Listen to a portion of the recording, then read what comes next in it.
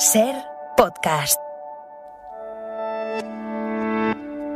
Hola, soy Bruno Alemán y esto es Play Fútbol, el podcast de fútbol internacional en el que te hablamos del juego. Benfica perdió el viernes contra el Porto, pero está en una semana grande, una semana muy importante. Con la Liga Portuguesa prácticamente sentenciada, se mide al Inter en los cuartos de la Champions.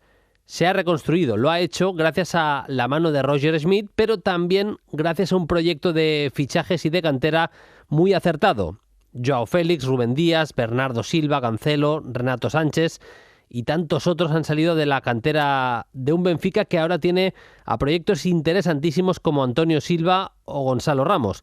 Y por qué no citar a futbolistas de su juvenil o de su filial que parece que suben con muchísima fuerza. ¿Es la del Benfica la mejor cantera del mundo?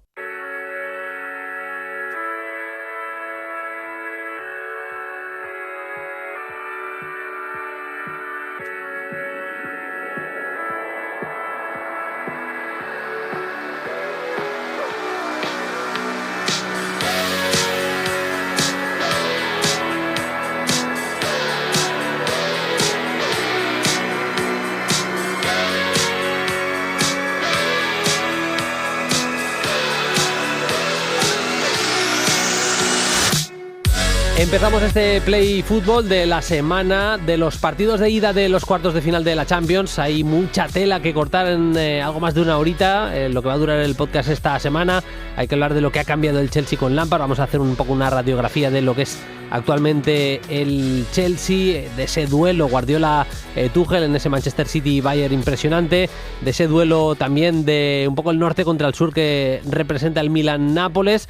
Y bueno, muchísimo también de lo que ha ocurrido este fin de semana, ¿eh? Nos acercaremos a ese partidazo que fue el Liverpool 2, Arsenal 2, con un partidazo de Konaté, del central francés, a esa posición de Bruno Fernández sorpresiva, jugó de medio centro. Incluso sacaremos algo de tiempo para hablar de Bielsa y la selección de Uruguay, y presentaremos al bueno de Santi Jiménez, un delantero mexicano que la está empezando a romper en Europa, en este caso en la Eredivisie. Pero antes que nada, vamos a abrir en la portada, ya lo escuchabais ahora, hablando del Benfica, porque vamos a decir que es el invitado sorpresa, ¿no?, de estos cuartos de final de la Champions, a pesar de que perdieron el viernes contra el Porto en el clásico portugués. Está firmando una temporada increíble, y eso que las últimas campañas del primer equipo no habían sido ni mucho menos buenas, pero a través de cantera y grandes fichajes le han dado la vuelta a la tortilla absolutamente. Vamos a preguntarle las claves de todo esto, de esa apuesta por la cantera, de esos buenos fichajes a coste no demasiado elevado, operaciones como la de Enzo Fernández que han sido impresionantes para las arcas del Benfica, con el amigo Luis Cristóbal, compañero comentarista en Portugal en la televisión y amigo de Play Fútbol. ¿Qué tal, Luis? Muy buenas. Buenos días. Lo primero, Luis, gracias por atender a Play Fútbol. Hay que decir que el Porto fue justo ganador en ese clásico portugués del viernes. Ganó por 1-2, a pesar de que se había adelantado el Benfica. Una buena jugada, remate de Gonzalo Ramos, acaba entrando la pelota, pero remontada justa del Porto, ¿eh? Sí, verdad. Ayer el Porto ha entrado más fuerte. Benfica marca su gol en su primera tentativa de tiro a la puerta. Y no consigue asegurar el partido, porque siempre estuvo el Porto mejor, ha entrado tan fuerte y ha mantenido ese ritmo que para Benfica lo ha dejado muy frágil en sus tentativas de salir con balón, y fue un Porto que podría hasta tener decidido el partido más temprano, porque tuvo muchas oportunidades. Estuve ahí un gol anulado por el VAR por apenas 6 centímetros. Así que fue un Porto muy fuerte y un Benfica que no ha tenido, aparte del gol, no ha tenido una oportunidad para marcar. Es un hecho que el equipo se ha reconstruido bien, que está bien el Benfica a nivel clasificatorio, pero a nivel de sensaciones no son las mejores, me decías, en las últimas semanas, Luis. Sí, porque en la pasada semana contra Rio el Benfica ha estado con un bajón, y el propio Roger Schmidt lo ha admitido, que ganaron ese partido contra el Rio, pero el equipo no estaba bien. y ayer contra Porto ha sido lo mismo o peor, incluso porque es un Benfica que estuve muy inseguro en la manera de tener el balón y mismo en los últimos minutos, cuando necesariamente el Oporto ha recuado para defender, el Benfica nunca ha sido capaz, jugando en su estadio, nunca ha sido capaz de tener una gran oportunidad. Así que son dos partidos difíciles para el Benfica en un momento de la temporada que es decisivo. Tenemos ahí el partido contra el Inter en Champions y después, en este momento, son 7 puntos de ventaja para el Benfica, pero después de ganar, el Oporto se queda con el momento, ¿no? Se queda con la confianza. Así que a ver qué pasará en las próximas jornadas. Ahora es el momento de demostrar personalidad. Hasta ahora se ha demostrado buen fútbol, buenas hechuras. Ahora hay que apretar también los dientes y eso va a marcar un poco el futuro en estos meses del Benfica, que se ha reconstruido a través de buenos fichajes y cantera. Luis, ha sacado de la cantera, el Benfica, yo hacía la reflexión si quizás es la mejor cantera del mundo, porque han salido de ahí Bernardo Silva, Joao Cancelo, Joao Félix, ahora está saliendo Antonio Silva. Es una cantera inagotable, Rubén Díaz, y no sé si ahora mismo la mejor de Portugal y se acerca al menos a de las mejores del mundo, Luis. Sí, verdad. En los últimos años, Benfica ha liderado la formación de jugadores en Portugal. Año tras año siempre está trayendo jugadores de nivel top para su equipo. Es verdad también que es un club vendedor que vende los jugadores también pasado un año, 2 años del máximo en su equipo, los vemos salir por esos precios también un poco exagerados en algunos casos, pero ahí está. Yo creo que por la capacidad de ser un equipo que siempre está bien en Europa, un equipo que siempre lucha por el título en Portugal, tener una cantera así también valoriza a los propios jugadores. Y lo que vemos en este momento es que el Benfica continúa aprovechando esa capacidad de crear jugadores. Ha estado en la Youth League continuamente también garantizando resultados en la Final Four para representar Portugal, que es una cantera que está haciendo un gran trabajo y que sobre todo consigue garantizar que sus jugadores llegan para jugar y para sumar en el equipo principal, lo que muchas veces ha sido más complicado en el pasado. Luis, ¿alguien ha levantado la voz, alguien del entorno, afición, sobre esta política vendedora que ha llevado siempre a cabo el club? En el sentido de decir, ostras, igual tenemos que aguantar los jugadores, intentar ser campeones y no tener esa vitola de equipos vendedores. Hubo un momento en que se ha generado un poco de dudas por una política que estaba vendiendo los jugadores demasiado temprano. Así que hay que ver, Bernardo prácticamente no ha jugado en equipo principal de Benfica. João Cancelo no ha tenido muchos minutos también. Eh, son jugadores de gran nivel mundial y que no fueron aprovechados en el club. João Félix ha pasado 6 meses, poco más, en el equipo principal de Benfica, pero ahí ya con un precio que creo que era imposible de rechazar. En este momento, Benfica intenta mantener sus jugadores, darles un poco más de tiempo y por eso vemos Florentino, que ya ha pasado 2 temporadas fuera, cedido y que ahora regresa y es un titular importantísimo en el equipo.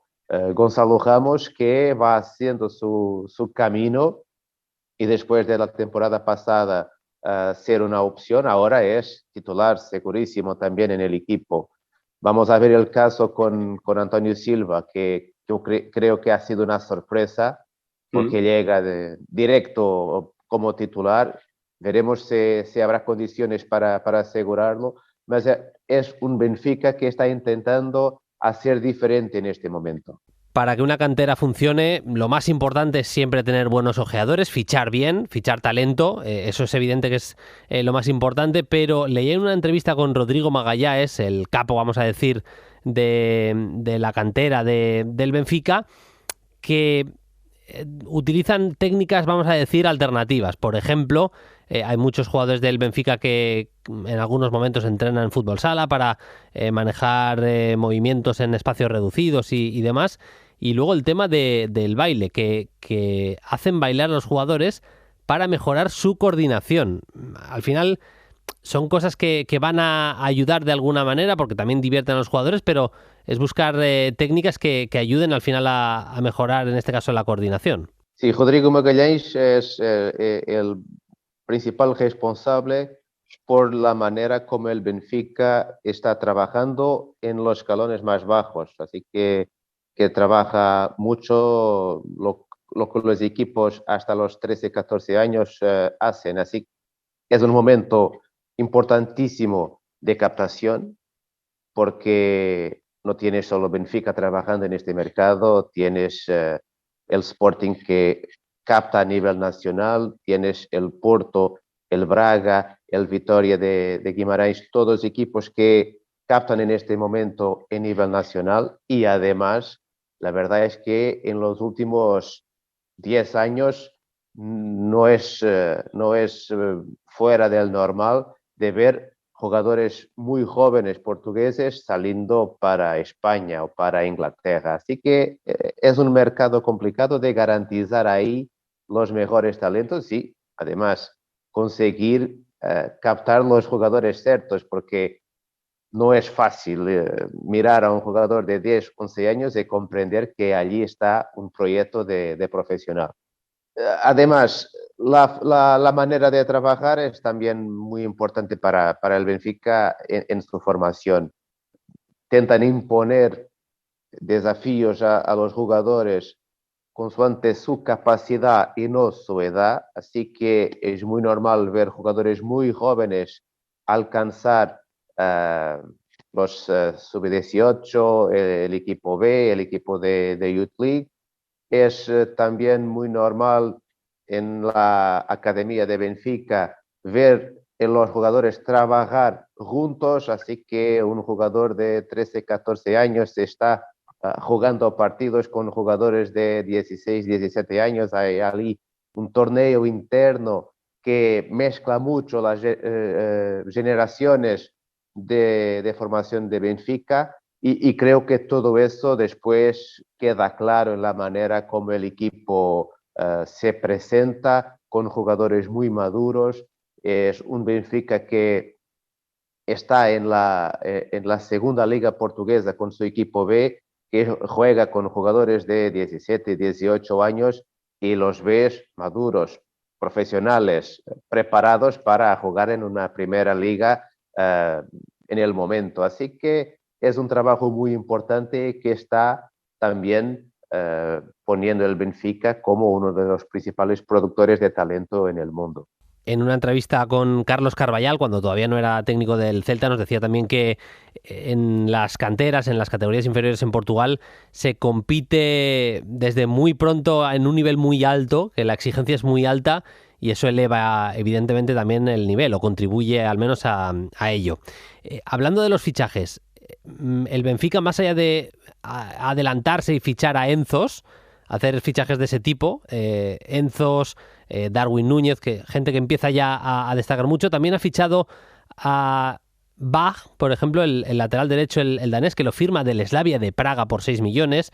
A Fredrik Aursnes, jugador noruego, pero del Feyenoord. Es decir, se fijan mercados que no son tan típicos y saca fichajes, aunque no baratísimos, porque entre los dos, por ejemplo, son 23 millones de euros, pero sí muy interesantes y que luego le dan rédito. Son dos jugadores que son titulares indiscutibles y que están están jugando a un grandísimo nivel. Sí, verdad. El caso de Enzo Fernández es un caso espectacular, pero también único porque consigues captar un talento impresionante. El momento que llega al equipo de Benfica es un momento en que el equipo está muy bien y él está también muy bien, así que hace unos 3, 4 meses de top y después tiene el Mundial en el medio de la temporada y es campeón del mundo. Así que creo que es imposible de prever que podría Enzo Fernández, que es un muy buen jugador, también al mismo tiempo aumentar en tan corto espacio de tiempo su valor, pero lo ha pasado. La, la, la capacidad de fijar a Alexander Ba es, creo yo, uno de los momentos también importantes de Benfica, que en estos últimos años ha tenido varios laterales que no han conseguido captar la posición, así que poner 8 millones en ese jugador que viene del Slavia, internacional danés, generó también algunas dudas, pero la verdad es que se está mostrando porque está justificando su valor.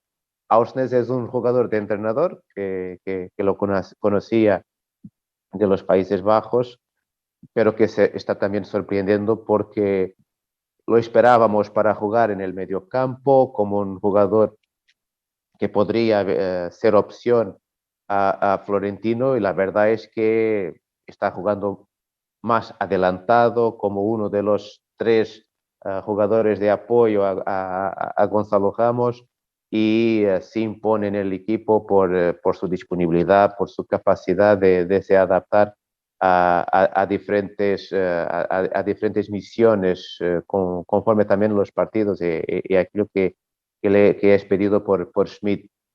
Es un Benfica que esta temporada ha acertado en todas sus posiciones, y después hay otro punto también muy interesante de Roger Schmidt y del Benfica de esta temporada, y Mm. creo que ha sido muy importante porque marca ahí un poco también la diferencia, es que Roger Schmidt ha llegado y has hecho un reset de lo equipo. No estuve mirando lo que hacía cada uno de los jugadores en el pasado. Empezó a distribuir sus oportunidades por todos, y por eso es posible ver un jugador como Florentino ser titular, que es un jugador que estuve mal en Mónaco, estuve mal en Getafe, Mm. regresa al Benfica y es titular. Es posible ver en este momento un Chiquinho como titular en el mediocampo, en una posición que también es un poco diferente de lo que jugaba en el pasado. Y así que eso creo que también ha sido importante para el Benfica, buscar a alguien que está fuera de los condicionamientos de observaciones pasadas para poder hacer sus opciones y garantizar que el equipo está lo más fuerte posible. Y luego hay dos nombres también dentro de este resurgir del Benfica, que son Joao Mario, ficha por el Benfica, está con 17 goles, un futbolista que no se puede decir que sea delantero centro, y luego el caso de Rafa Silva, que se retiró de la selección, pero que está, no sé si decirte, en el momento más dulce de su carrera, y que si hubiera seguido en la selección, no sé si en el Mundial hubiera tenido cabida como titular, igual es demasiado decir, una selección que tiene tantísimo talento arriba, pero al menos oportunidades seguro. Está firmando un añazo, Silva. Sí, son dos casos más creo que de recuperaciones de jugadores que se están sintiendo muy confortables en la manera de jugar, algo que en las últimas temporadas no había pasado. Rafa Silva necesita libertad y es un jugador que durante su carrera raras veces la ha tenido como está teniendo aquí con Roger Smith. Creo que me hace pensar en el Rafa que ha explotado en el Braga antes de llegar a Benfica, que era un jugador que tenía toda la libertad para jugar en la frente de ataque, y lo ha recuperado en este momento. En la selección, creo que si tuviera esta libertad sería seguramente titular, pero yo creo que su retirada de la selección es también un poco por esta incomprensión de un jugador que estuve allí muchos años, nunca ha sido verdaderamente una opción, cuando fue opción no ha sido en su mejor lugar, y la verdad es que creo que ha optado por lo mejor, porque si no te sientes bien en un entorno, lo mejor es quedarte fuera. Y Rafa ha tenido el coraje de hacerlo. Y este año está encontrando en Roger Smith, en el Benfica, todo ese conforto para brillar.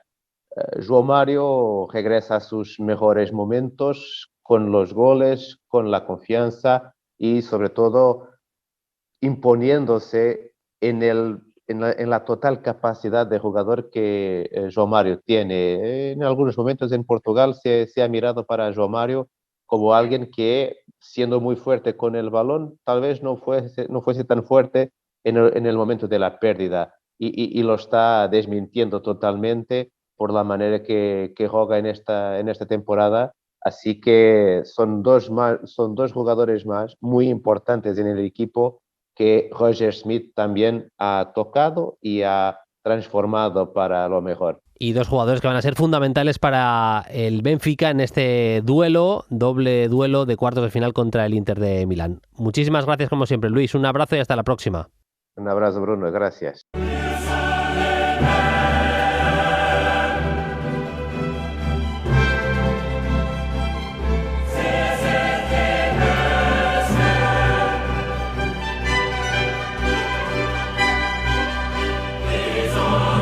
Partidos de ida de los cuartos de final de la Champions esta semana, por eso convocamos nuestra mesa de análisis habitual con José David López y con Aritz Gabilondo. El martes tenemos los dos partidos a las 9 de la noche, el Manchester City-Bayern y el Benfica-Inter, del que hablábamos ahora, sobre todo hablando de esta temporada magnífica del Benfica, a pesar del último mal resultado. Y para el miércoles quedan el Madrid-Chelsea y el Milan-Nápoles, mucho que analizar, así que no pierdo más tiempo. Aritz Gabilondo, ¿qué tal? Muy buenas. Hola, ¿qué tal? Muy buenas. Muchas ganas de Champions, además muchas eliminatorias, yo creo, bastante abiertas. En cuartos de final no es tan habitual ver tantas eliminatorias tan abiertas, básicamente porque hay dos en las que hay mucho coco, con ese Madrid-Chelsea y con ese Manchester City-Bayern, Aritz. Sí, está claro. Cuando hay eliminatorias tan fuertes, por otro lado se tiene que debilitar un poco el torneo, ¿no? Pero bueno, también eso nos va a permitir ver un finalista que probablemente de alguna otra manera hubiera sido difícil que llegara a la final, ¿no? Porque están todos los potentes, todos los focos por un lado del cuadro y el resto por el otro. José David López, ¿cómo estás? Muy buenas. Muy buenas, Bruno, compañeros. Vamos a divertirnos, entre otras cosas, por lo que decía Aritz. Al final, entre Milan, Nápoles, Benfica e Inter, de esos cuatro va a salir un finalista. Sí, desde luego que hay mucha sensación de que seguramente el Bombo decidió algunos cruces que de alguna manera pues quizá no estaban en el deseo de muchos, pero sí desde luego ha dejado un camino tremendo. Fíjate que lo decías, en esa zona City, Bayern, Real Madrid, Chelsea, evidentemente son equipazos en todos los sentidos, 3 de ellos campeones no hace demasiado tiempo de la Champions, o básicamente casi los últimos que han ganado la Champions, y eso hace que por el otro lado además haya la fiesta de los posibles italianos que lo necesitan mucho, que anhelan mucho volver al éxito, y que el hecho de estar ya con 3 representantes aquí en cuartos representa un renacer que creo que pocos esperábamos. Así que hay un montón de alicientes, va a ser un semanón tremendo de Champions. Empezamos, lo vamos a hacer de manera cronológica y también por interés, es decir, primero vamos a analizar ese Manchester City-Bayern y luego nos iremos ya al Madrid-Chelsea y al Milan-Nápoles, porque ya hemos hablado bastante del Benfica, también de esa eliminatoria contra el Inter. Aritz, supongo que con los fans acérrimos que sois de Choupo-Moting, como no puede jugar el partido de ida Choupo-Moting, consideraréis al Manchester City Guardiola favorito clarísimo en la eliminatoria, Aritz. Bueno, no sé si viste el otro día el partido del Bayern en Friburgo, pero lo de Gnabry como 9, pues no funcionó. Realmente, sí. Igual es que echo de menos el Bayern o Tuchel en estos primeros partidos una referencia arriba como es Choupo-Moting, no solo por lo que marca, que está haciendo goles, no es Lewandowski evidentemente, pero sí sobre todo por lo que hace jugar a los demás. No, evidentemente, bueno, pues es una ausencia, tampoco es el jugador más importante del equipo, pero creo que es un futbolista que le da cosas, ¿no? En cualquier caso, bueno, yo creo que es una eliminatoria tremenda, dos de los grandes candidatos que hay ahora mismo para ser campeones de la Champions, seguramente junto al Madrid, pero el Madrid de manera más puntual, son los dos equipos que más te arrollan cuando te ganan. O sea, lo que vimos, por ejemplo, el City frente al Leipzig, pues es difícilmente imitable. Y sí que se lo hemos visto, por ejemplo, al Bayern en algún momento de la Champions de estos años. Eso no quiere decir, evidentemente, que luego en momentos puntuales el error se ha castigado mucho en estos dos equipos, ¿no? Recuerdo, por ejemplo, el año pasado frente al Villarreal el Bayern, y al City ya sabemos el historial de tropiezos que ha tenido, pero si están bien en un día de inspiración son equipos temibles, poderosísimos. Creo que va a ser muy interesante también, David, el guión de partido. Luego explicaremos un poco los 11, más o menos con qué pensamos que pueden salir uno y otro, pero me asalta la duda de si Tuchel, a pesar de tener una plantilla, un plantillón como tiene el Bayern de Múnich, candidato claro a ganar la Copa de Europa, jugando además fuera de casa, ¿le va a plantear un partido de tú a este Manchester City de Guardiola? ¿O va a hacer tipo lo que hizo con el Chelsea en esa final de 2021, esperar un poquito más atrás? Vimos tramos del partido contra el Dortmund en los que, sin meterse atrás, pero sí que esperaba un poco más en bloque medio, un poquito más en el centro del campo, y luego salía a intentar aprovechar esos espacios. Y me da la sensación, es que yo me hago la pregunta y te la traslado a ti. No tengo demasiado claro que por plantilla, que es verdad que tiene un plantillón, pero si con esta plantilla el Bayern está preparado para pelearle la posesión, el dominio, un partido de estos controlado al Manchester City de Guardiola. Yo creo que sí que puede hacerlo, pero no sé si Tuchel es ahora mismo el más indicado como para querer tomar ese camino, teniendo en cuenta que acaba de llegar. Sinceramente creo que en un estado de maduración más completo, digamos, si Tuchel hubiera llegado a principio de temporada o llevara en este proyecto más tiempo, pues a lo mejor sería uno de los registros que ya conoceríamos en este Bayern, o todo lo contrario. Pero creo que ahora mismo dudo mucho más. Fíjate que, según te estaba escuchando que me lanzabas la pregunta, evidentemente a todos se nos viene la versión de Tuchel en el Chelsea en los últimos tiempos, cuando ganó la Champions. Era una roca absoluta defensiva, seguramente incluso por lo menos de mi parte así lo dejé. Me sorprendió muchísimo, porque Tuchel en los años en los que estuvo en la Bundesliga era todo menos defensivo, era un técnico tremendamente ofensivo, de hecho de los que empezó de alguna manera con esta nueva dinámica o imagen del fútbol alemán, mucho más ambicioso y mucho más ofensivo. Con lo cual verle todo lo contrario en el Chelsea a mí me sorprendió mucho. Y ahora fíjate que es cierto que este fin de semana ha ganado, se ha vengado del Friburgo, que le sacó en Copa entre semana eliminándolo, es decir, ya se ha llevado incluso su primer palo en un partido en el que, por lo que me decías, pues sí que arrolla, como decía Ari, sí que es un equipo que es capaz de ir mucho más al ataque, teniendo la pelota por largos tramos, pero también sin tenerla. Es un equipo que, como tiene seguramente esos avisperos arriba, esos 3 o 4 jugadores, Sané, Gnabry, Müller, Musiala, que casi que a nivel colectivo funcionan muy bien tanto con espacios como sin ellos. Yo creo que es un equipo que en ese sentido puede jugar varios registros. Que si Tuchel llegara más tiempo, seguramente sería una versión de la cual por lo menos a mí me daría más fiabilidad, eso sí que es cierto. Pero que a nivel individual el Bayern es capaz de quitarle la pelota al City, también lo haría. Pero aquí de todos modos la circunstancia es que realmente al City se le hace peligro o se le hace daño concediéndole la posesión. O sea, sinceramente, es verdad que él te puede hacer daño también, pero dudo mucho que para plantarle batalla al City la mejor propuesta sea quitarle la pelota, porque entre otras cosas es muy difícil quitarle el balón. Es francamente complicado. Los equipos que han eliminado al City, incluso que le han ganado, las propuestas de técnicos que han sido capaces de hacer daño a Guardiola últimamente y todos estos años han sido los que han esperado atrás y han salido al contragolpe con rapidez, especialmente, y creo que es el técnico que más daño le ha hecho. Hablo de Klopp, por ejemplo, ¿sabes?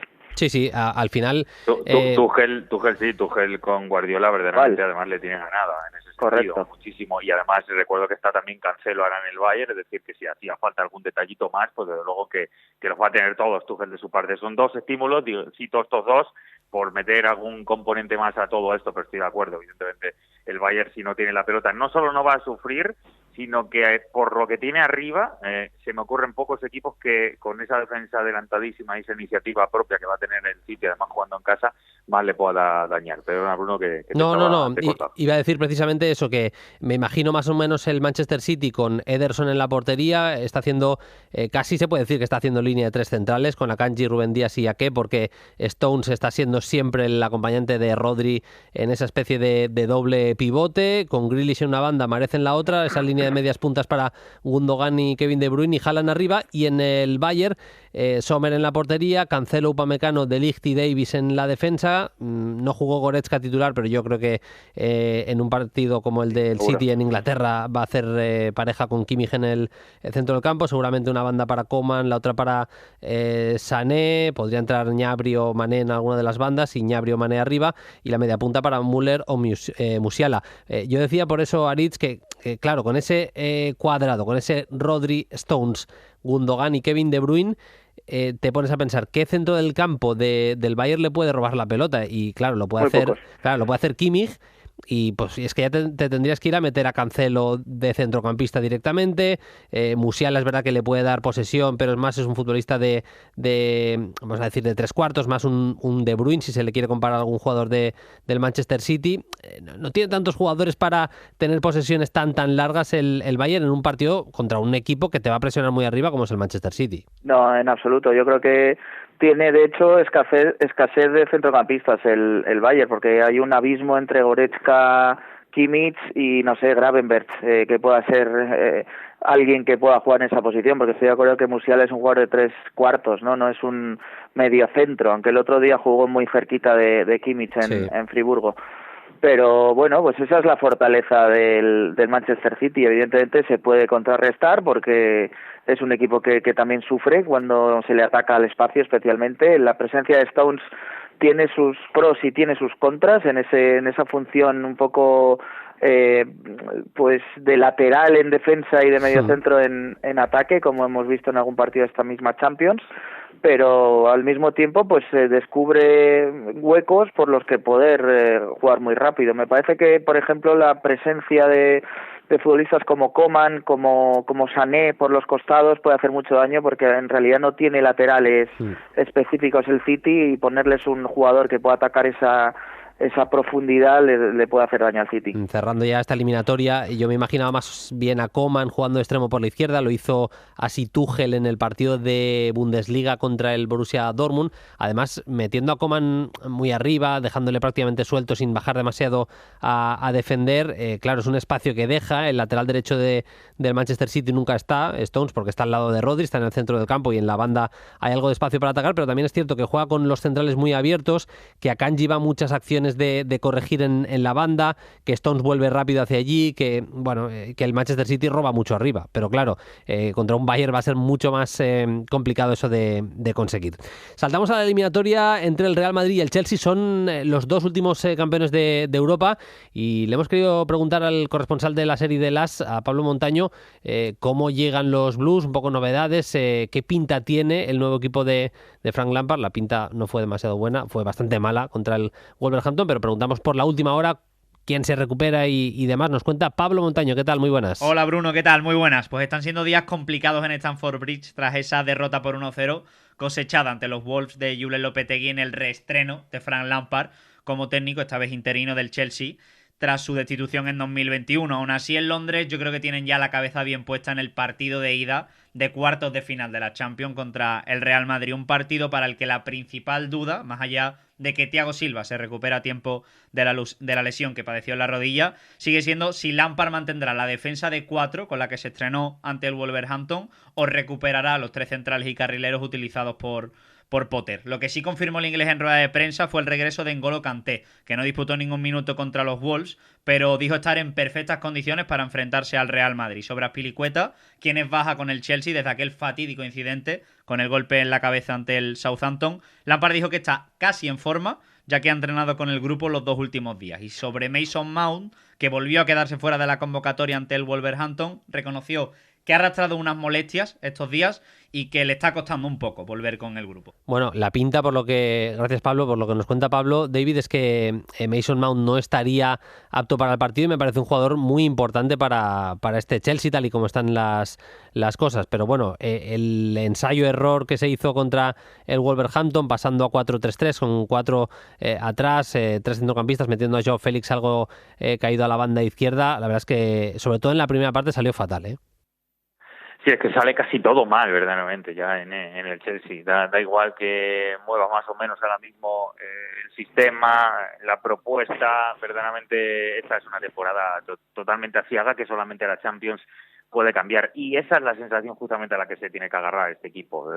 Evidentemente, traer a Lampard representa todo lo grande que él fue como futbolista, pero llevado a un banquillo en el que no solo no le fue bien, sino que no creo que haya entusiasmado demasiado su regreso, y no hablo solo de la afición, sino en el propio grupo ahora mismo, sabiendo que prácticamente va a ser interino. Es difícil entusiasmar a un banquillo, a un vestuario que viene de tantísimos cambios.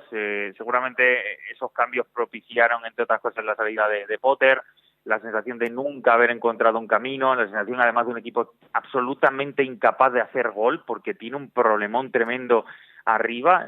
No solo es que no genera demasiado, sino que cuando lo genera, pues Sterling, Havertz, Joao, pues verdaderamente ninguno de ellos está en ese momento en el que por lo menos pueda agarrarse a algo diferente del Chelsea, más allá de la sensación de resultados alarmantes. Verdaderamente, semana tras semana hay alguna excusa. Me gusta Kovacic, por ejemplo, creo que está a buen nivel. Me da incluso la sensación de que Enzo poco a poco también se va haciendo con más empaque en una posición que yo sigo diciendo que no es la suya buena, pero que parece que todo el mundo en el Chelsea lo ha visto desde ahí. Le dieron ese 5 y claramente parece perfilado a eso, aunque a mí me parece un jugador para otras cosas. Pero son demasiadas sensaciones turbias, demasiada sensación de es difícil que cambie todo en una eliminatoria tanto como para que le pueda incluso dar esa sorpresa al Real Madrid. Pero es cierto que ahora mismo es lo único que le queda, con lo cual tampoco tiene nada que perder desde ese punto de vista. Ese es el peligro, porque Bruno, si nos atenemos ahora mismo a todo lo que se ha visto, ya ruede 4-3-3, ya cambie Lampard, de repente le venga un entusiasmo nuevo a ese vestuario, sea capaz de un día muy bueno por las individualidades que tiene reaccionar, pero creo que verdaderamente agarrándose a lo futbolístico ahora mismo Madrid tiene un rival que el nombre dice mucho, pero la realidad es que no podría ser mejor. Sí, es muy favorito el Real Madrid por cómo llega el Chelsea a la eliminatoria. Son 4 partidos seguidos sin ganar, 2 empates y 2 derrotas. 0 goles marcados por el Chelsea en esos 4 partidos.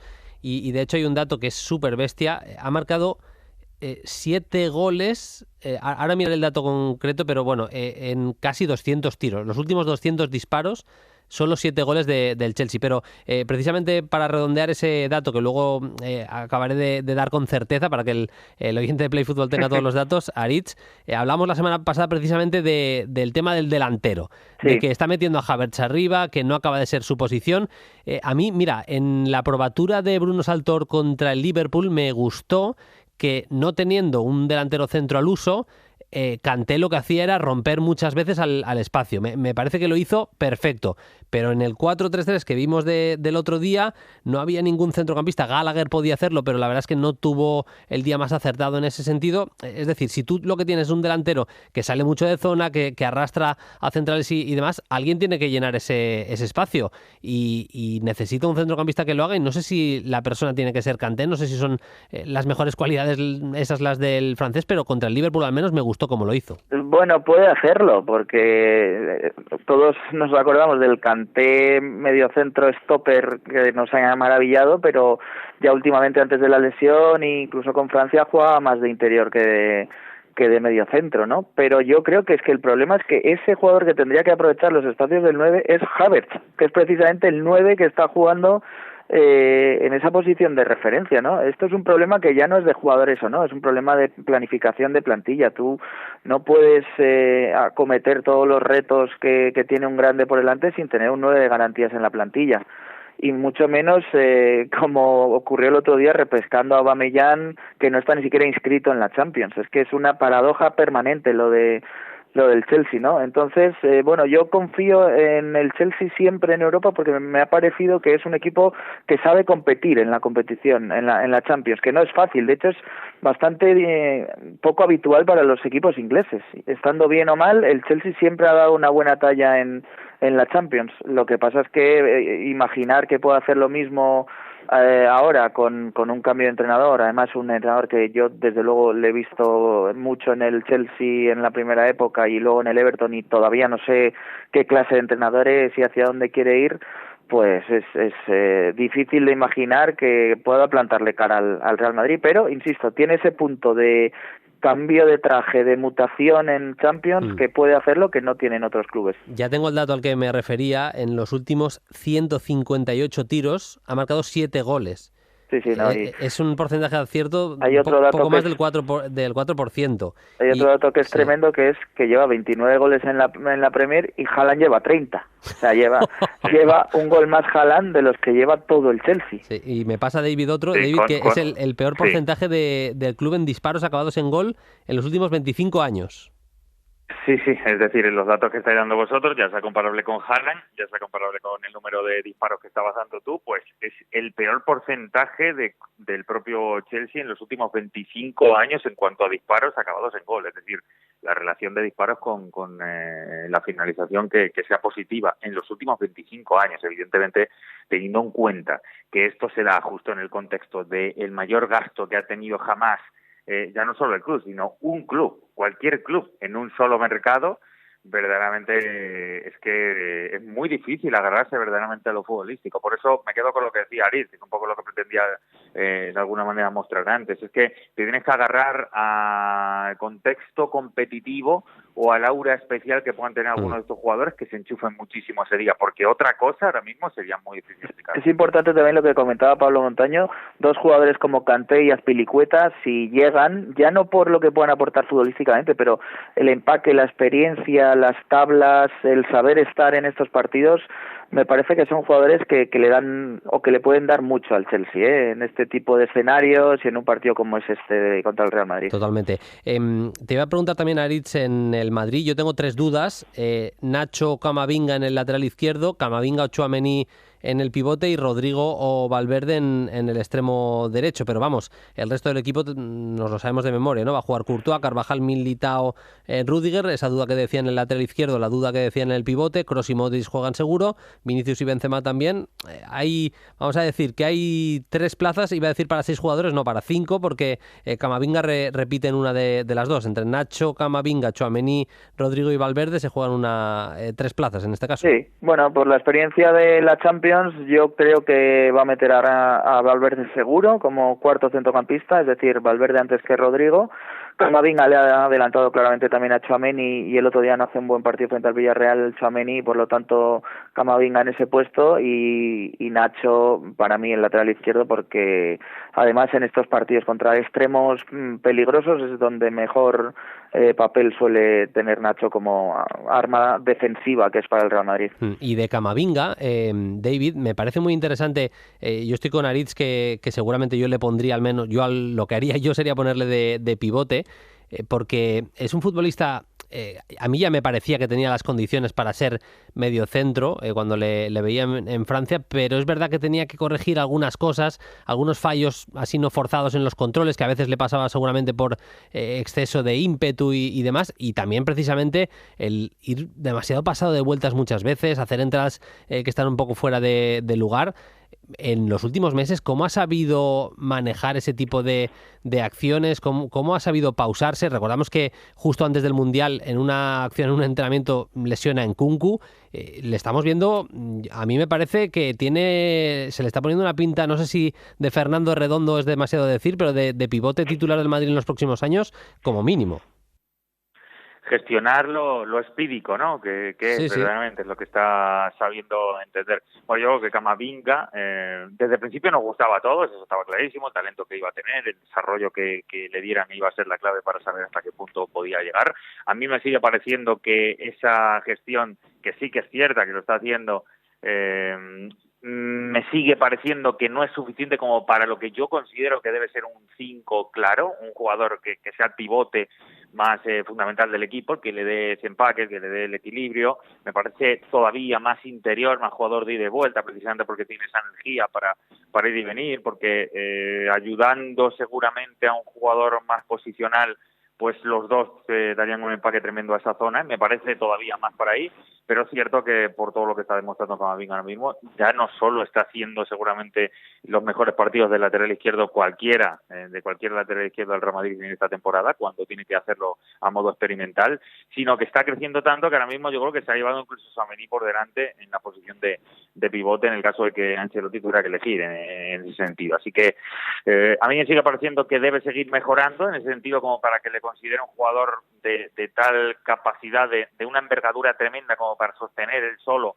a un equipo que se suele partir tanto como el Real Madrid por la vocación ofensiva que tiene, pero que la evolución que ha dado a mí me ha sorprendido tremenda, porque creo que de eso estamos de acuerdo. Es el que más le ha costado de los que contábamos en los últimos tiempos que han ido llegando al Real Madrid o a otros equipos grandes. Le ha costado mucho más quizá de lo que imaginábamos, lo que pasa es que luego miramos la edad y es que verdaderamente a veces pedimos mucho a la vida y al fútbol. Es que es un niño. Un crío, evidentemente. Sí. Claro. No, y hay un tema importante también que es el tema de la energía. En un centro del campo en el que están Kroos y Modric, pues por eso seguramente decía Aritz que veía más a Valverde que a Rodrigo, por la energía que aporta también en acciones en el centro del campo. Y no nos engañemos, Camavinga hoy de energía al menos, la que muestra en el campo, está más a tope que Tchouaméni. A mí Tchouaméni, Aritz, no sé si lo compartes, a mí contra el Villarreal, no lo digo por la acción que reclamaba Roja, Setién y demás, me parece que hay momentos en los que Lo Celso, que jugaba de falso 9, le pilla la espalda demasiado fácil, acciones de frontal del área a las que no llega a defender Tchouaméni, cuando él en el Madrid, si va a ser alguna vez titular, va a ser de pivote defensivo.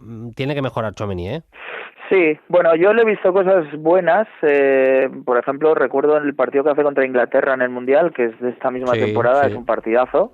Incluso con el Madrid en algún momento del arranque de temporada sí que dejó algún detalle, pero es verdad que es un producto todavía por hacer y además eso requiere tiempo. O sea, yo creo que Camavinga, lo hemos visto jugar incluso de lateral izquierdo, me parece más moldeable, más un jugador que va a tener más rápida aportación al equipo, y así está siendo. También le lleva un año de ventaja con respecto a lo que es Tchouaméni, que llegó el verano pasado, pero para poder cuajar en el Madrid como mediocentro defensivo necesitas un proceso largo, como le ocurrió con Casemiro, que también llegó joven, tuvo que salir cedido al Oporto, estuvo unas temporadas ahí hasta que realmente irrumpe, ¿no? Y ese tiempo ahora mismo está pues haciéndosele un poco largo a Tchouaméni, y por eso digo que para mí Camavinga está por delante, porque creo que tiene cogidos conceptos, aparte que creo que tiene más clase en general de lo que tiene Tchouaméni. En el Chelsea, si es con tres centrales, seguramente serían Fofana, Koulibaly y Cucurella, con Chilwell y James en las bandas, un centro del campo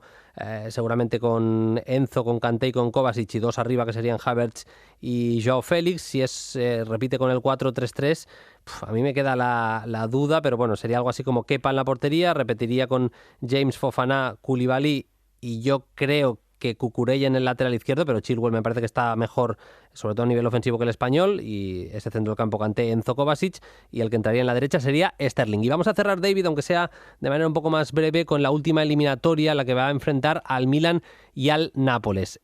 La energía, la mano la tenía ganada el Milan. De hecho, no sé si pudiste ver esas declaraciones o ese momento que pillan las cámaras a Paolo Maldini, director de fútbol del Milan, en el túnel de vestuarios de San Paolo, hablando con Spalletti, diciendo, bueno, es normal que estéis nerviosos, hace muchos años que no ganáis el Scudetto, como metiendo el miedo en el cuerpo. En ese partido liguero de Serie A que estaba ganándole el Milan al Nápoles, le acaba metiendo 4. Pero claro, es que todo eso no voy a decir que se desmorona del todo con los resultados de este fin de semana, pero claro, vuelve a ganar el Nápoles y no pasa del empate en casa ante un equipo de la parte muy baja, el Milan. La verdad es que el resultado y el partido del Milan de este fin de semana es de bajonazo otra vez, ¿eh?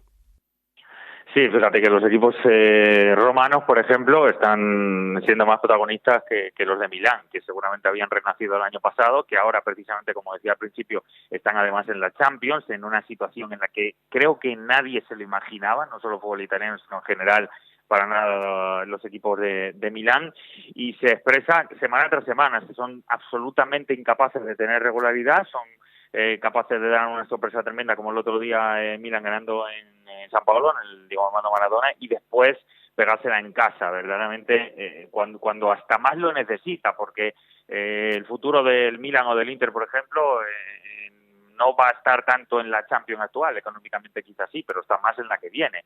Y a estas alturas es verdad que está muy bien volver a Europa, porque te vuelve a poner el foco, pero lamentablemente el fútbol moderno tira mucho en lo económico y todo el mundo está pensando que meterse en Champions vía Liga, vía Serie A va a ser lo principal. A mí me parece un equipo Milan absolutamente irregular, que tiene puntos muy altos, sí, 2 o 3 jugadores de los que para mí son la columna vertebral pues están en ese nivel. Hablo de Theo y Leao sobre todo en ese sentido. El resto puede tener días más altos o bajos, pero si Theo y Leao no están, es casi imposible que le pueda hacer como para meterse en semifinales, yo creo, al Nápoles. Y además es cierto que el Nápoles la presión ahora mismo ya en Serie A se la ha quitado. Es cierto que el hecho de estar además al mismo tiempo compitiendo por poder meterse en semis de Champions ya es algo que jamás ha tenido esta institución, y también eso le da un toque más de peligro, porque creo que tienen muy poco que perder, y no se me ocurre ninguno, no sé si vosotros lo veis, no se me ocurre ningún equipo dentro de los cuartos de esta Champions que con el nivel de talento que tiene individualmente, ninguno de esos jugadores está absolutamente consagrado, o por lo menos se está consagrando ahora, es decir, está en ese punto de hambre absoluta, me parece a mí, los jugadores del Nápoles. Sí, lo que pasa es que, y me parece una baja muy importante, leía hoy, ayer y esta mañana también en prensa italiana, que Osimhen se pierde finalmente el partido, y me parece a Aritz una baja muy importante, porque es verdad que el mega crack de ese equipo es Kvaratskhelia, pero al mismo tiempo la cantidad de líneas de pase que te ofrece siempre Osimhen, que está todo el rato desmarcándose, cómo se pega con los centrales. Bueno, lo vimos en la eliminatoria contra el Eintracht, que es que volvió locos a los jugadores del Eintracht, marcando, forzando una expulsión. La verdad es que forzando un penalti también. Está haciendo una temporada el nigeriano impresionante, y no estuvo, hay que recordarlo, no estuvo contra el Milan, y parte de los mecanismos que tiene el equipo de Spalletti se caen, se vienen un poco abajo sin el máximo goleador de Italia. Sí, no, sobre todo fuera de casa. Yo recuerdo el partido que hace contra el Eintracht, creo que es en la ronda anterior, y vamos, fue imparable. Es un jugador que con metros, con espacios por delante es poderosísimo, ¿no? Desde luego es más peligroso que cuando se encuentra defensas cerradas. Y luego, pues, la aportación goleadora. Es que al final tú decías que el mega crack del Nápoles es Kvaratskhelia, seguramente sea así, pero al final lo que decanta los títulos, los Champions, los partidos grandes como es este, son los goles, ¿no? Y en eso yo creo que va bastante más servido Osimhen que Kvaratskhelia, o sea que es una baja muy sensible. Pero bueno, es verdad que el Milan no está muy allá, vamos a decir que no está bien, te puede salir un buen partido, te puede hacer una genialidad Rafael Leao, puede sorprender como sorprendió en la anterior ronda y meterse en la siguiente, pero ya a estas alturas me parece que el termómetro solo deja ver a los buenos equipos, ¿no? Y ahora mismo, si comparamos Nápoles con Milán, no hay color de que el Nápoles es el mejor equipo. Aunque sea muy rápido, entonces ¿te parece favorito el Nápoles, sí, Aritz? Para mí sí. De hecho, creo que va a sentenciar la eliminatoria en San Siro. Toma. ¿David? Sí, bueno, para mí lo de Osimhen es muy duro en ese sentido, porque le quitas seguramente uno de los jugadores más en forma, pero sí, yo creo que también, si me la tengo que jugar, Napoli está en semis. Yo digo también Nápoles, y me parece que daba en la clave David. Sin un gran Theo y sin un gran Rafa Leao, es que veo muy complicado que compita realmente el Milan en la eliminatoria, pero esto lo veremos el miércoles por la noche. Más de media horita de análisis pura Champions en Play Fútbol con Aritz y con David. José David, hasta la próxima, saludos. Un saludo, chicos, a disfrutar la semana. Lo mismo, disfruta de la Champions, Aritz, hasta la próxima. Igualmente, chicos, un saludo, chao. Y no dejamos las competiciones europeas porque ponemos la mirada en la UEFA Europa League. Marco Rodrigo Azcue, ¿qué tal? Muy buenas. Muy buenas, Bruno. Con ganas ya de hincarle el diente a esta semana. Así que es cierto que luego cuando llega septiembre y arranca la Champions y la Europa League nos ilusionamos todos, pero bueno, lo hacemos principalmente para que terminen llegando momentos como como los que nos esperan, ¿no? A partir de este martes con Champions, que te escuchaba ahora con los compañeros, y el jueves, en este caso, con la Europa League. Sí, vamos a disfrutar mucho de la jornada de Europa League, Marco, y nos hemos querido presentar a un futbolista. Si la gente tiene Twitter y la gente es futbolera, ya sabe quién es, Santiago Jiménez. Pero es posible que haya gente todavía que escucha Play Fútbol que no sepa quién es este delantero que está debutando este año en Europa, Marco. Eso es, delantero mexicano, nacido en 2001, zurdo, con cierta envergadura, puede engañar un poco porque no es un fino estilista y la primera impresión visual es la de un jugador pues aparentemente torpe, pero bueno, se está hinchando a meter goles, sobre todo a raíz de 2023 con Feyenoord. Llegó el pasado verano procedente de Cruz Azul a cambio de 4 millones de euros y bueno, le costó entrar en dinámica. Era un delantero que precisamente Arne Slot utilizaba sobre todo en Europa League, no tanto en la liga neerlandesa, pero bueno, ha sido cambiar de año el calendario, iniciarse el 2023, el pasado enero, y ha sido como un punto de inflexión para este delantero mexicano que está en su primer año en Feyenoord y ya suena que puede ser incluso el último también. Sí, bueno, está empezando a sonar para equipos muy, muy grandes. Yo tengo que reconocer, ya habíamos medio sacado el nombre de Santiago Jiménez, hablando de ese partido el clásico entre el Feyenoord y el Ajax. Entre semana jugaron en Copa y volvió a marcar Santiago Jiménez. Yo le reconocía a Paquillo Mariscal aquí que, pues por lo que dices, ¿no? Que esos gestos en los que a veces parece torpe, a mí todavía no me acababa de cerrar del todo, pero también es muy cierto lo que dices, Marco, que se le están cayendo los goles y es interesante explicar cómo está sirviendo la Eredivisie de un poco de puerta, ¿no? De entrada para sudamericanos, centroamericanos. De hecho, si nos centramos propiamente en jugadores mexicanos, Marco, hay muchísimos que empezaron su andadura o su tránsito de México a Europa ha sido pasando por en ese primer escalón de la Eredivisie, el caso de Irving Lozano en los últimos años, pero hay muchos más, Edson Álvarez, que lo está haciendo muy bien con el Ajax. Eligen Eredivisie muchos mexicanos últimamente, ¿verdad? Sí, es un fenómeno que ya viene de muy, muy lejos, ¿no? Si lo ampliamos a lo que es futbolistas, pues en este caso sudamericanos o centroamericanos. Bueno, está Romario con PSV, Ronaldo, Luis Suárez con Groningen. Bueno, se me ocurren un sinfín de casos y últimamente es cierto que es un fenómeno que se está trasladando un poco hacia el norte, ¿no?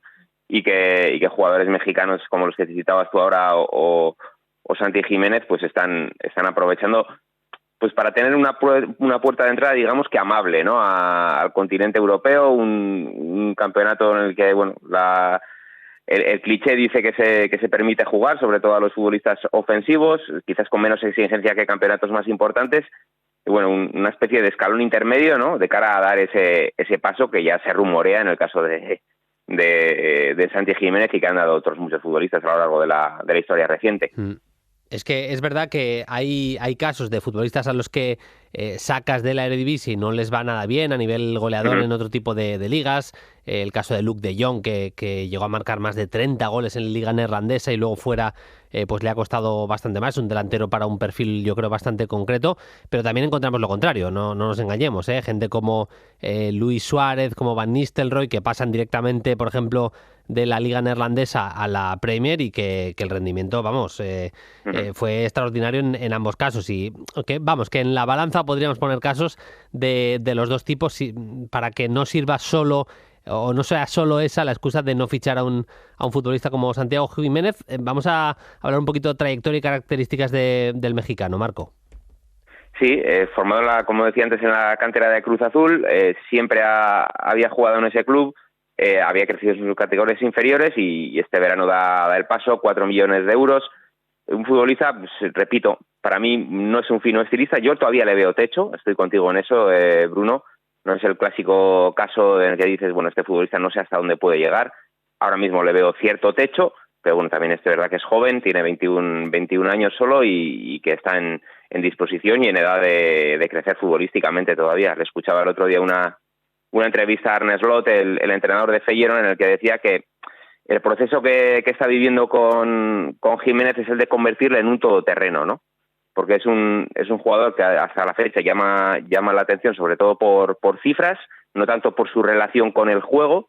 Y bueno, en eso está. Defendía el propio Arne Slot que a Jiménez le vendría bien un año adicional en Holanda para seguir creciendo, pero bueno, de momento está firmando esas cifras. Lleva 17 goles en total en la temporada en todas las competiciones. Bueno, esas cifras en base a unas características bastante definidas. Yo creo que no es un futbolista que se mueve bien en el área, mide bien los movimientos, los desmarques en contextos de espacios reducidos.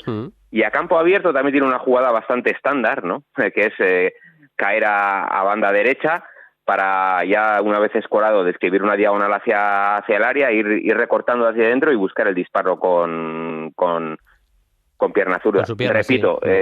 Muy buenas sensaciones en cuanto a cifras, en cuanto a movimientos, todavía con ciertas reservas, ¿no? Citabas todos esos casos de jugadores que han salido de de Países Bajos y no han sido tan prolíficos en cuanto a números. Bueno, aquí en San Sebastián también nos viene claramente a la cabeza en este sentido el nombre de Alfred Finnbogason, que se salía con el Heerenveen y aquí no hizo prácticamente nada, y tampoco en la Bundesliga, donde sí mejoró algo, pero tampoco en gran medida. Y bueno, así como en esta sección hemos sacado a relucir durante esta temporada nombres de futbolistas que yo estoy convencido de que van a ser importantísimos en el panorama internacional, bueno, simplemente apuntar este nombre de Santi Jiménez pinta bien, pero en este caso estoy de acuerdo contigo, Bruno, con ciertas reservas por mi parte también. Sí. Es que le leí al compañero mexicano Pepe del Bosque algún tuit que le ponían o le decían que la mejor versión de Raúl Jiménez ya ha sido superada por la de Santi Jiménez. Estoy cero de acuerdo. O sea, a mí Raúl Jiménez me ha parecido un jugador con un nivel altísimo. Es verdad que la lesión paró un poquito su carrera y yo todavía no veo ese jugador tan global en Santi Jiménez, pero insisto, que está haciendo una temporada más que interesante y que al final está marcando muchos goles, que en el fútbol se pagan caros y eso hay que tenerlo en cuenta. Vamos con, aunque sea rápidamente, las eliminatorias. Hay un Leverkusen Unión Saint-Gilloise, una eliminatoria que mola mucho del equipo de Xabi Alonso. Juventus Sporting de Portugal, pedazo de eliminatoria también. El Sevilla se va a medir al Manchester United sin Rashford, que creo que es una buena noticia tal y como está el futbolista inglés para el equipo de Mendilibar. Y la eliminatoria en cuestión que nos atañe es el Feyenoord-Roma. Se mide el bueno de Santi Jiménez a ese muro de la Roma de Mourinho este fin de semana, otra vez portería a cero. Es verdad que ha tenido algún pequeño descalabro la Roma, como ese partido contra el Sassuolo, pero en el que hizo mucha rotación. Pero vamos, pinta a eliminatoria cerradita y además tiene una cosa bonita, que es que se repite, o es una reedición de lo que fue la final de la Conference League el año pasado.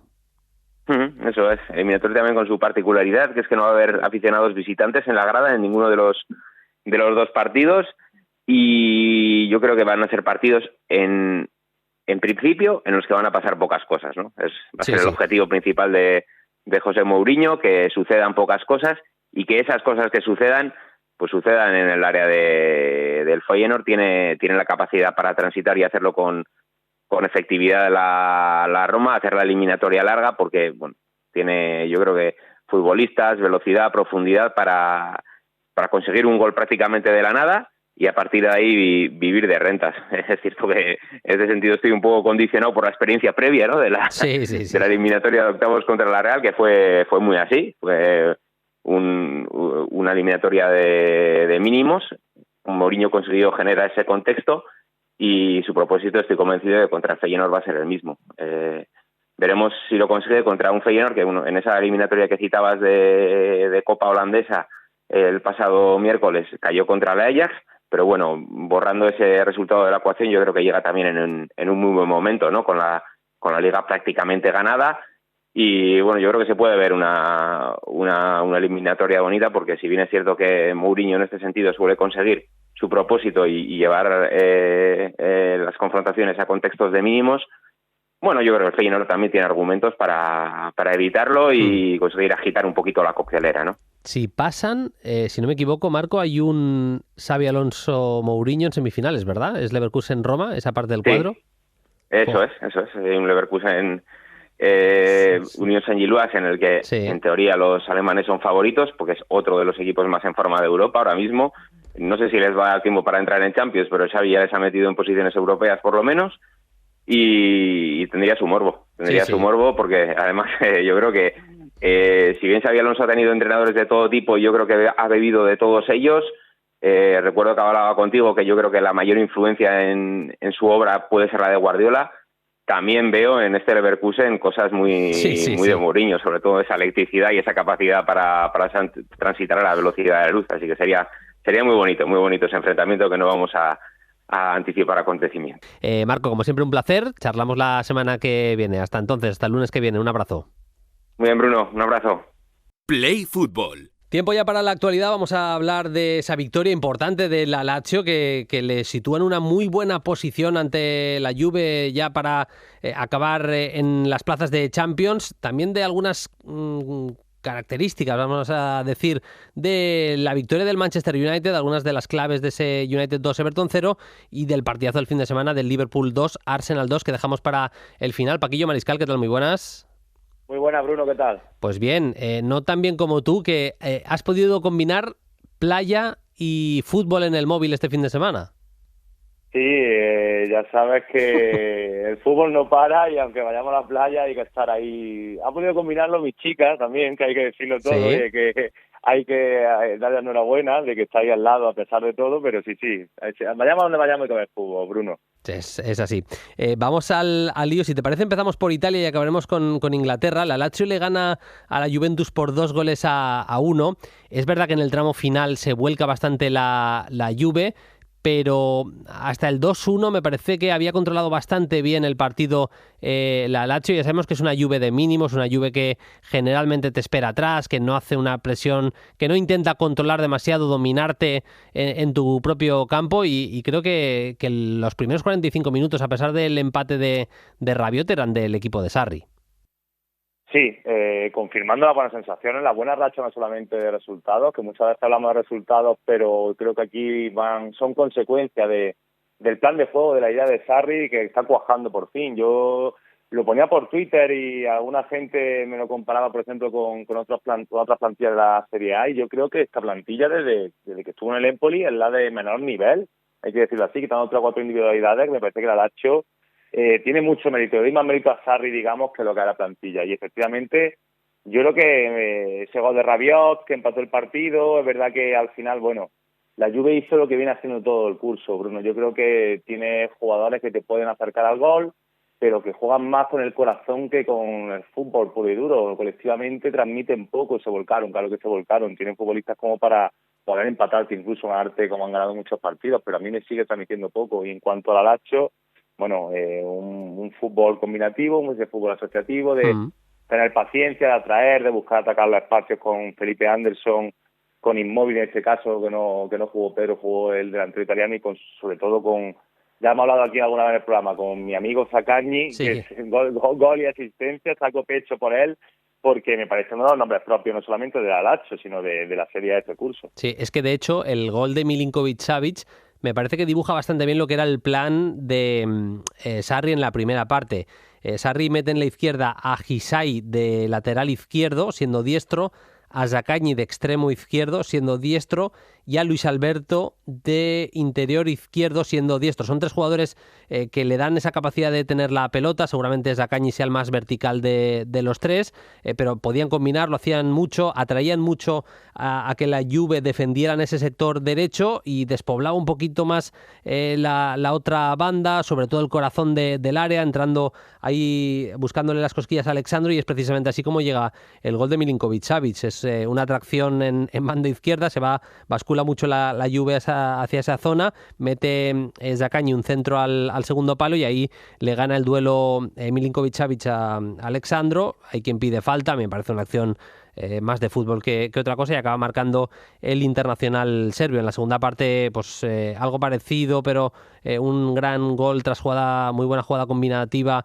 entre Luis Alberto y Zaccagni. Se ponía 2-1 y a partir de ahí es normal que llevara el peso la Juve, que igualó un poquito la posesión, que en el tramo final, me parece que, y no sé si lo compartes, en el tramo final con los cambios mejoró la Juve, pasó a jugar con 2 extremos claros, con Di María en una banda y con Chiesa en la otra, siendo Milik en el tramo final el delantero centro. Incluso me gustaron los minutos finales, justo en el tramo último de partido de Miretti, que ya lo hablábamos la semana pasada. Miretti es un poco más dinámico que Fagioli, me gustó en el tramo final. Seguramente mereció el empate la Juve, pero estamos viendo que no es el año de la Juve por lo que sea, Paquillo. Sí, por lo que sea. También Paredes, creo que Paredes, que venía desapareciendo de los planes, le dio más agilidad, jugó a pocos toques, y creo que la posesión estuvo bastante mejor con un Locatelli que se vio superado por ese Milinkovic-Savic, Cataldi y Luis Alberto de la medular rival. Sí, y también se abre un debate con respecto a el último tramo de la Juve, el que quizás debería ser un poquito más flexible en cuanto a dibujo Allegri.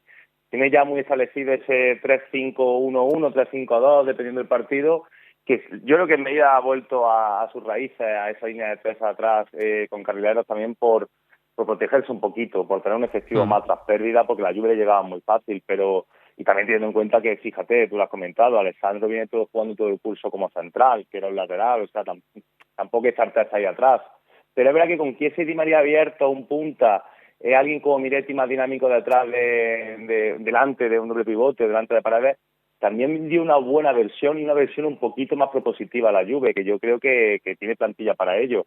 Y por último, que quería decirte sobre Alacho, comentaba lo del lado fuerte de Isai, Luis Alberto, Zaccagni. Bueno, me recuerda mucho lo que hacía Sarri con su Napoli, ¿no? Con Goulart, Hamsik e Insigne en ese lado fuerte, para que luego, ¿cuántos goles ha metido llegando por sorpresa en el segundo palo Callejón, por ejemplo, desde el otro sector? Creo que son patrones de juego que Sarri intenta repetir, a pesar de que bueno, no sé si Zaccagni está haciendo daño en su vida, pero evidentemente no es el mejor Insigne de aquel momento. A pesar de los jugadores que tiene, creo que, insisto y recalco esto, tiene mucho mérito el trabajo que está haciendo Mauricio Sarri ahí. Totalmente. Gran victoria de la Lazio, que sigue segunda a 16 puntos del líder, que sigue siendo el Nápoles. El United le gana por 2-0 al Everton. Seguramente la peculiaridad de esa victoria, el United le pasa por encima en la primera parte al Everton, especialmente en la primera parte, pero hay que decir que la peculiaridad es que mete a Bruno Fernández en muchos momentos, incluso entre centrales. No tiene a Casemiro, no tiene... Bueno, Eriksen se acaba de recuperar, pero no estaba para ser titular en el partido, y lo que hace en un centro del campo bastante sui generis es meter a Bruno Fernández de iniciador del juego, y los interiores, hay que decirlo así, eran McTominay y Savitzer, Paquillo.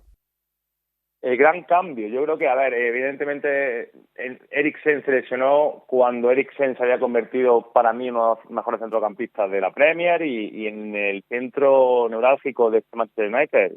Ten Hag estaba construyendo el equipo a partir de él. Luego encima sanción de Casemiro, que sabemos que en Inglaterra es de mínimo 3 partidos hacia adelante. Se le resquebrajó el equipo, y con McTominay, Savitzer, que le ha probado ambos los primeros pases, incluso Fred, que ha salido de la ecuación, pues faltaba frescura, faltaba creatividad, faltaba agilidad y un mayor talento, ¿no?, en la base de la jugada. Y efectivamente invirtió las posiciones. Venían siendo Savitzer o McTominay los que jugaban de 5 y Bruno en su posición natural de media punta, pero con Bruno Fernández también bien arropado. Sabemos que Lisandro Martínez también es un futbolista que desde la primera línea te va a ayudar en ese primer pase, que no te da que bajar tanto entre centrales. Ahí situándose por detrás de McTominay y de Savitzer, yo creo que el luso le dio ese punto de a la hora de organizar el juego, que tiene mayor talento, mayor cerebro, mayor capacidad también para un pase largo, activar a los extremos, y creo que ha vuelto Eriksen. Hasta que coja la forma, no me extrañaría que este mecanismo, este nuevo rol de Bruno Fernández haya llegado para quedarse, Bruno. Sí, es verdad que el mejor Bruno Fernández es otro, es el que llega, es el que se puede mover con libertad entre líneas, el que tiene acceso a la frontal del área para exhibir su buen disparo, su gran disparo, mejor dicho, con la pierna derecha, pero hay que mirar soluciones para el equipo, y con las bajas a mí me parece que fue muy inteligente lo que hizo Erik ten Hag. Es que no me quiero quedar sin tiempo, Paquillo, para hablar de el Liverpool 2, Arsenal 2. Salió el Liverpool con Alisson en la portería, Arnold, Konaté, Van Dijk y Robertson en la defensa, con Fabinho, Henderson y Jones en el centro del campo, Salah en una banda, Jota en la otra y Gakpo como delantero centro. Y en el Arsenal, Ramsdale en la portería, White, Holding, Gabriel y Zinchenko en la defensa, con Partey, con Xhaka y con Odegaard en el centro del campo, Saka derecha, Martinelli izquierda y Gabriel Jesús arriba. En la primera parte, en el tramo inicial de partido, más allá de que el juego no era un avasallamiento total, sí que superó claramente el Arsenal a un Liverpool que sufría sobre todo en ese sector de Alexander-Arnold, a la espalda de Arnold, porque hizo Klopp algo parecido a lo que hace Guardiola con Stones. Alexander-Arnold, cuando tenía la pelota el Liverpool, era el acompañante de Fabinho, y un jugador que ya tiene problemas de por sí defensivamente en este tramo de la temporada para ganar duelos, para vigilar su espalda y tal. Lo que sufrió Alexander-Arnold en el primer tramo de partido, Paquillo, fue de locos. Se entiende poco, bajo mi punto de vista, este planteamiento de Jürgen Klopp, ese cuadrado, ¿no? Hizo algo muy similar al City, efectivamente. Alexander-Arnold cerquita de Fabinho y la altura superior, formando un cuadrado, los dos interiores, Henderson y Jones. Y era Mohamed Salah el que daba la amplitud por derecha, en muchas ocasiones bajando a recibir el pase de Konaté. Creo que por ahí se puede entender el plan de tener abierto a Salah, y que Konaté directamente le diese ese balón en ventaja, pero lo de Alexander-Arnold, que ya de por sí, aunque no juega ahí, tiene esa tendencia interior, que hemos hablado 1000 veces que podría ser un futbolista que podría jugar perfectamente en la zona medular, pero con un lateral derecho dentro del 11 que proteja esa zona, porque efectivamente Martinelli atacó muy bien, percutió muy bien por ahí. Sabemos que encima el Arsenal también es muy completo en esa zona izquierda, con Zinchenko, Xhaka, el propio Martinelli, Gabriel Jesús, que cae muy bien ahí, y yo creo que se equivocó de cierta manera Jürgen Klopp, porque no le sirvió tampoco para tener mayor agilidad, una circulación más limpia, ayudar a Fabinho. Yo creo que hasta que no entró en la segunda mitad Thiago Alcántara no se vio esa solución en el centro del campo. Sí, pero se dio una circunstancia en el primer tiempo en el que, insisto, el Liverpool había hecho bastante poco. Me gustó cómo presionó Henderson en campo rival. Hay algunos robos que permiten alguna acción rápida de ataque del Liverpool, pero muy flojito el Liverpool en la primera parte. Pero vamos a decir, se encuentra. Bueno, hay una muy buena acción por la banda izquierda que acaba con un toque precisamente de Henderson dentro del área y acaba marcando Mohamed Salah. Y es la primera vez, Paquillo, que creo que un gol le mete el miedo en el cuerpo al Arsenal de Arteta esta temporada. Salió ya en la segunda parte bastante atenazado el conjunto de Mikel Arteta, metiéndose muy atrás, sin la personalidad que suele tener para jugársela con pases interiores, con conducciones. Les quemaba más la pelota de lo que lo hace habitualmente, y en la segunda parte es que el Liverpool pasa por encima del Arsenal. O sea, acabó 2-2, pero gracias a un Ramsdale que volvió a estar impresionante. Y que las portadas espero que esta vez se hablen del guardameta del Arsenal, porque creo que hay que hablar de él también en algún momento muy en serio, porque que salvó y ha salvado muchísimos momentos delicados del Arsenal este curso. Y efectivamente, es verdad que hicieron un ejercicio de supervivencia y que no están acostumbrados al Arsenal, porque el Liverpool pudo empatar muchísimo antes y se puede llevar los 3 puntos. A mí me gustó mucho más el Liverpool, y me gustó mucho más porque también tuvo ese arreón de mandar al equipo arriba, pero creo que también tuvo clarividencia. Insisto que la entrada de Thiago le dio otro color al ataque del Liverpool, y un buen Darwin Núñez también, que siempre incomoda mucho. Pero también te hay que decir, Bruno, que a pesar de que el Arsenal lo pasó mal, a mí me extrañó de que no entrase, por ejemplo, Jorginho para acompañar quizá a Thomas y a Odegaard. Creo que el Liverpool también demostró que le falta ese tino, esa brillantez de cara al gol. Sí, porque... te leía, Paquillo, que hay mucha diferencia entre los actuales Gakpo y Darwin Núñez, que ya veremos en qué acaban, pero entre esos dos jugadores en la actualidad y la mejor versión de Mané y de Firmino, que son a los dos que acaban sustituyendo en el 11, y estoy totalmente de acuerdo. Es que creo que es muy difícilmente comparable ese Salah, Firmino, Mané, que lo ganó todo. Mané se fue, Firmino se va a ir dentro de un par de meses, y yo, bajo mi punto de vista, creo que el que sí se está echando en falta, que sí tiene esa finura, o al menos tenía ese momento de forma, era Luis Díaz, y bajo mi punto de vista también, y lo ha demostrado cursos anteriores, Diogo Jota. Creo que Gakpo y Darwin Núñez son los fichajes de este curso, están acaparando mucha atención, pero creo que les falta, bueno, pues el talento natural o el encaje con Klopp que tenían Mané y Firmino, Bruno. Déjame decir también que el partido que juega Konaté, en una defensa del Liverpool que fue un caos en la primera parte, se impone Konaté, y en la segunda parte, defendiendo hacia adelante, ganando duelos, ganando el balón y dándoselo rápido a los que más la saben tocar. La mezcla de corpulencia y de capacidad técnica y de lectura defensiva que tiene este jugador, me llamó muchísimo la atención. Me parece que hizo especialmente una segunda parte impresionante. Empate a 2 que deja ahora mismo al Manchester City segundo clasificado a 6 puntos del líder, que es el Arsenal. Queda todavía un Manchester City-Arsenal, así que se puede decir que el City más o menos depende de sí mismo, igual que el Arsenal, evidentemente, pero si gana el partido menos que tiene el conjunto de Guardiola y gana ese clásico y ganara el resto, que nadie va a ganar todo en lo que queda de Premier, pues acabaría ganando la Liga el conjunto de Guardiola si mantiene la diferencia de goles. Siempre nos queda poco tiempo para las preguntas, pero mira, nos preguntaban por Kendry Páez. Como vamos a hablar en las próximas semanas del Sudamericano Sub-17, ya dejamos esa pregunta que nos dejaban en iVoox. Ya sabéis que las preguntas en @playfutbol en Twitter o bien en iVoox nos preguntaban por Kendry Páez. Responderemos la semana que viene, intentaremos hacer algo así chulo del Sudamericano Sub-17, que hay nombres interesantes, pero un anónimo nos dejaba en iVoox, creo que es una muy buena pregunta. Dice: buenas, Bruno, si se acaba confirmando lo de Bielsa a la selección de Uruguay, ¿Veis posible que conviva el técnico argentino con su idea de juego de presión en todo el campo con jugadores como Luis Suárez o Cavani? Muchas gracias. Paquillo, yo no sé cómo lo ves, pero a mí sí que por todo lo que pasó además en el Mundial en Qatar y demás, si llegara Bielsa sí que me huele a algo parecido a revolución en la selección charrúa, ¿eh? Sí, totalmente. O sea, insostenible. Con respecto a la pregunta, evidentemente Luis Suárez ya con Bielsa o sin Bielsa se ha visto que no es un jugador para vivir a 30 metros del área o para repetir esos esfuerzos. Cavani, evidentemente, si no me equivoco, son 36 tacos también este año. Bueno, hay piezas, está Darwin Núñez, está Fede Valverde, Bentancur, son futbolistas que yo pienso que y creo que sí pueden jugar esa presión a lo que era su Chile, a lo que era el modelo de Bielsa de ahí arriba, vecino.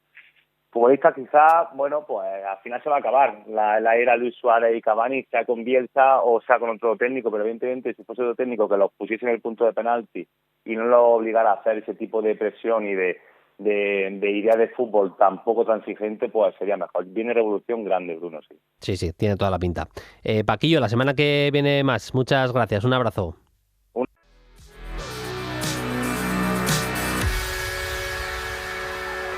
Vamos a cerrar como hacemos siempre con un audio destacado. En este caso vamos a hablar a escuchar, mejor dicho, al bueno de Valdanito Crespo, Hernán Crespo, una reflexión sobre el fútbol actual y el de antaño. Interesante. No digo que es la cantidad de horas. Yo no digo que es mejor o que es peor. Porque no es justo. Simplemente estamos en otros momentos, en otros tiempos. Nosotros pasábamos una cantidad enorme de horas jugando. Ejemplo, yo sin querer, cuando era chico, me gustaba jugar a la pelota. Entonces, muchas veces agarraba la pelota grande y mi mamá me retaba. Entonces agarraba la más chiquita. Entonces la tiraba contra la pared, la de tenis, y picaba de manera diferente. Entonces yo acomodaba mi cuerpo como para hacer el gol en la silla, por ejemplo. Después agarraba la noche y mi mamá decía, tenés que ir a dormir. Y yo, ¿qué hacía? Agarraba la media para que no haga ruido, la tiraba contra la pared, me rebotaba, no picaba. Entonces tenía que ir a anticiparla porque no me iba a picar, para que poder tirarla entre medio del placar para hacer el gol. Entonces, yo sin querer, esta cantidad de horas, desde el papel en el colegio hasta lo que sea, hasta la piedrita, esta cantidad de horas que yo jugaba, no me estaba dando cuenta y estaba haciendo técnica individual. Porque la pelota grande me salta acá arriba, entonces yo me tengo que acomodar el cuerpo para pegarla así. La chiquitita viene acá y le tengo que... La otra no, entonces la tengo que ir a buscar. Esto, sumado a la cantidad de horas, sin querer, me permitía conocer mi propio cuerpo, coordinar mi propio cuerpo para golpear la pelota. Esta cantidad de horas, no es que nosotros sabíamos más de fútbol, pero pasábamos todas estas horas, hoy no están más. Esas cantidades de horas las perdimos, porque los chicos de hoy tienen más opciones de las que teníamos nosotros. Entonces nosotros tenemos que ir a recuperar eso, y es muy difícil esas cantidades de horas ir a recuperarlas ya con jugadores que deberían ser estrellas. Pasamos mucho tiempo con el teléfono, en este caso, la PlayStation, llevamos mucho tiempo en eso y no jugando afuera. Una cosa que siempre decía, contaba una vez Johan Cruyff, dice, yo aprendí a gambetear, no caerme porque jugábamos en la calle. Porque cuando me caía me raspaba y no me gustaba, entonces no me quería caer. Entonces me empecé a coordinar. Bueno, esto hoy ya no pasa más. Es un poco apocalíptico, pero no deja de tener razón el bueno de Hernán Crespo. Nosotros nos vamos. Más Play Fútbol el lunes que viene. Os esperamos también con la Champions en Carrusel, tanto martes como miércoles, con los partidazos de cuartos de final. Hasta el lunes que viene. Sed felices. Adiós. Suscríbete a Play Fútbol. Todos los episodios y contenidos adicionales en la app de Cadena Ser y en nuestros canales de Apple Podcast, Spotify, iVoox, Google Podcast y YouTube. Disponible los lunes a las 10 de la mañana. Cadena Ser. La radio.